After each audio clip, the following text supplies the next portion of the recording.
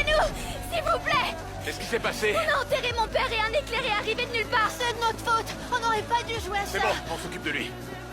Comment? Son cou était touché. C'est à cause de l'éclair? C'est devenu du verre. Ok, on le sort de là. Allez-y. Monsieur, comment vous vous appelez? La victime s'appelle Ibrahim. Il a mal au cou et se sent étourdi. Les secouristes notent une perte de sang, un pouls élevé et une respiration faible à cause du sable. Les enfants sont bouleversés. Je veux pas. D'où est sorti l'éclair? Je comprends pas. J'en sais rien. Pourvu qu'il frappe pas une deuxième fois. Le fils Omar se sent coupable de la situation. Ibrahim essaie de le calmer. Buck éloigne les enfants pour laisser les secouristes faire leur travail. Voilà.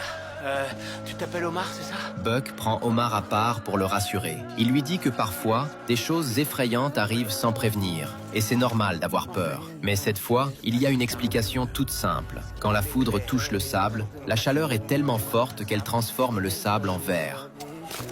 Ok, on le déterre. On est là, papa. Non, restez là. Ne bougez pas votre tête, Ibrahim. C'est très important que vous restiez tranquille. D'accord. Allez. Bobby prend le relais auprès du blessé. Buck reste avec les enfants pour les calmer. Chimney dégage une jambe et Bobby repère des coupures au bras. Le sauvetage se poursuit avec soin.